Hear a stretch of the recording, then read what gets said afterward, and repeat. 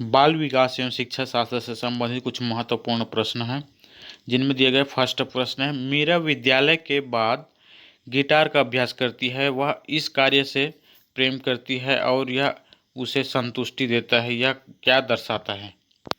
बताइए, यह क्या दर्शाता है? यह जो है आंतरिक प्रेरणा दर्शाती है, क्योंकि मीरा गिटार से प्रेम करती है और वह उसे बजाना अच्छा लगती है। अगला प्रश्न है, दूसरा, TLM का उपयोग किसके लिए किया जाना चाहिए? TLM मतलब टीचर लर्निंग मेथड का उपयोग किसके लिए किया जाना चाहिए? इनका सही जवाब रहेगा, अधिगम को सुविधाजनक बनाने के लिए TLM का उपयोग किया जाना चाहिए। अगला प्रश्न है, गत्यात्मक मूल्यांकन क्या समझने में मदद करता है? गत्यात्मक मूल्यांकन क्या समझने में मदद करता है? इनका सही जवाब रहेगा, बच्चे की विशिष्ट अधिगम आवश्यकताएं गत्यात्मक मूल्यांकन समझने में मदद करता है। बच्चे की विशिष्ट अधिगम आवश्यकताएं। अगला प्रश्न है 4, एक बालक जो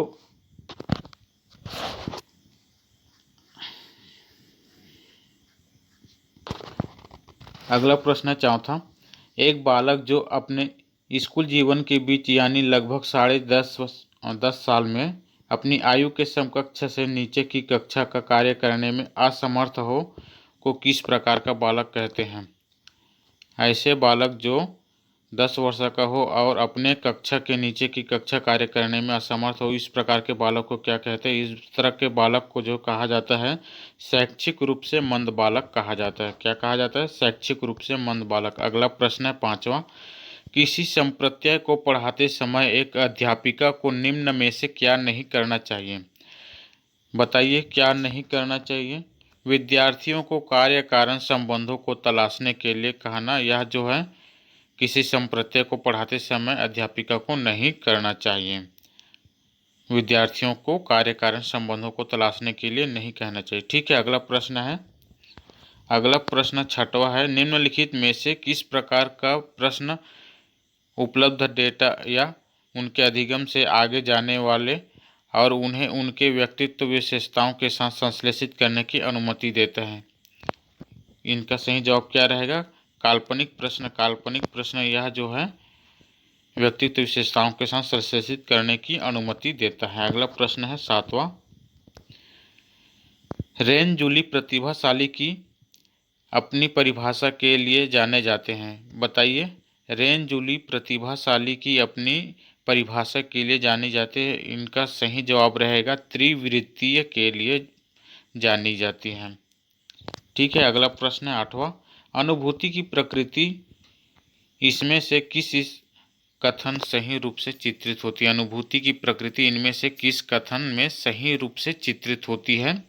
इनका सही जवाब रहेगा, हर अनुभूति एक भावना के साथ होती है। यह जो है सही इनका जवाब रहेगा। अगला प्रश्न है 9, प्रदर्शन परिहार लक्ष्य रखने वाले विद्यार्थियों का ध्यान निम्न में से किस पर केंद्रित रहता है?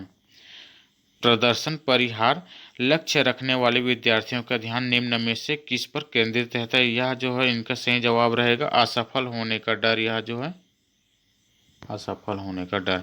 अगला प्रश्न है 10, बच्चों के निम्न आयु वर्ग में पहुंचने पर अलगाव की चिंता काफ़ी कम हो जाती है। किस उम्र की आयु पर बच्चे जो है अलगाव की चिंता काफ़ी कम हो जाती है? इनका सही जवाब रहेगा ऑप्शन सी, 3 या 4 वर्ष की आयु पर जो है बच्चों में अलगाव की चिंता कम हो जाती है। अगला प्रश्न है 11, कौन सा सिद्धांत व्यक्त करता है कि मानव मस्तिष्क एक बर्फ की बड़ी चट्टान है जो कि अधिकांशतः छिपी रहती है एवं उनमें चेतन की 3 स्तर होते हैं? मनोविश्लेषणात्मक सिद्धांत। इनका सही जवाब रहेगा ऑप्शन सी, मनोविश्लेषणात्मक सिद्धांत व्यक्त करता है कि मानव मस्तिष्क एक बर्फ की बड़ी चट्टान है जो कि अधिकांशतः छिपी रहती है एवं उनमें चेतन के 3 स्तर रहते हैं।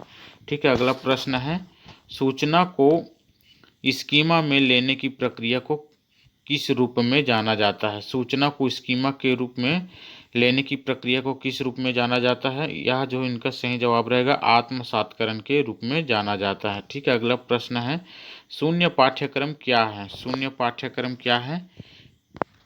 प्रश्न 13 का सही जवाब रहेगा ऑप्शन डी, पाठ्यक्रम जो शिक्षक नहीं सिखाते हैं वही जो है शून्य पाठ्यक्रम है। ठीक है, अगला प्रश्न है, एक क्रिकेट खिलाड़ी गेंदबाजी का कौशल विकसित करता है लेकिन यह उनके बल्लेबाजी के कौशल को प्रभावित नहीं करता है, इसे यह भी कहा जाता है। बताइए इनका सही जवाब क्या रहेगा।